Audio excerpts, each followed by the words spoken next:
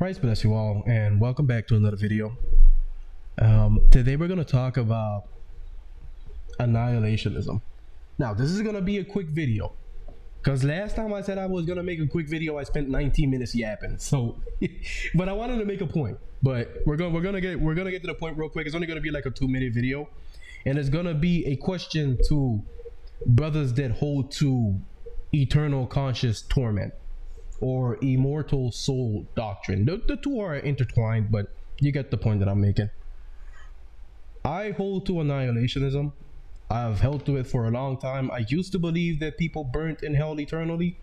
I used to believe in eternal conscious torment for the longest time, but I recently, well, not recently, well, yeah, 5 years is recent.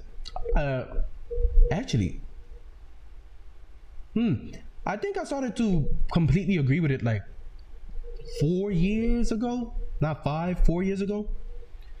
So yeah, kind of recent that I started to agree with annihilationism, and I haven't looked back after I've seen the doctrine, and I just never changed my mind on it. I think it's just 100% biblical, and I don't see any error to it. And one of the verses that pretty much solidified it for me recently, which it was a verse I already knew, but it pretty much solidified it for me, was this. Matthew chapter 10 verse 28. And fear not them which kill the body, but are not able to kill the soul, but rather fear him who is able to destroy both soul and body in hell. Now, there's a problem here for anyone that holds to eternal conscious torment. Firstly, most brothers that hold to eternal conscious torment don't believe that the soul ceased to exist after the first death, meaning the natural death, right? You died in a car accident, or you died of natural causes, sickness, you get the point. Most Christians vehemently agree that the soul does not just disappear. It doesn't just cease to exist. The soul clearly goes back to God. I think we can see that from scripture. The soul clearly returns to the Father. Now, where most Christians get it wrong is that the soul is immortal. And that's why I have to disagree. And that's why I brought up this verse again. Matthew chapter 10 verse 28. Fear not him who is able to destroy the body, but are not able to kill the soul, but rather fear him which is able to destroy body and soul in hell. There's a major problem here.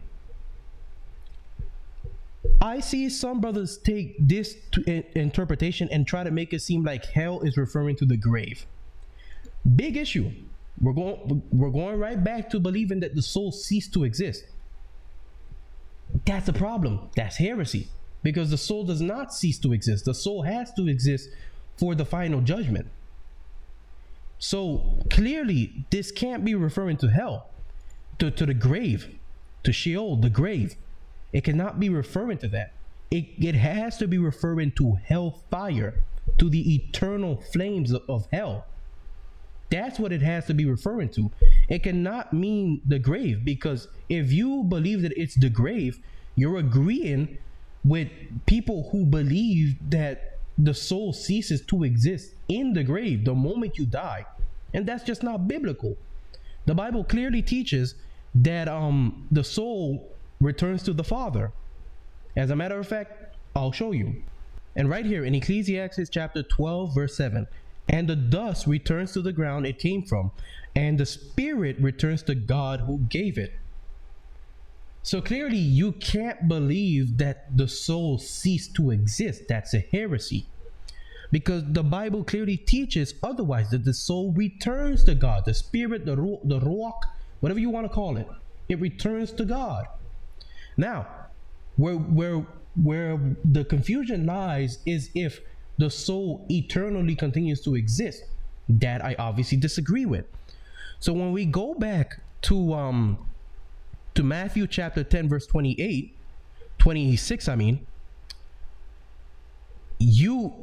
wait, no, my bad. 28. Yes, 28. My bad. You have to agree that this is referring to hell.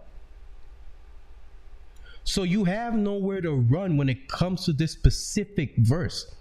There's no other way to interpret it but God showing that he will, that he can destroy, and that he will destroy the soul in hell.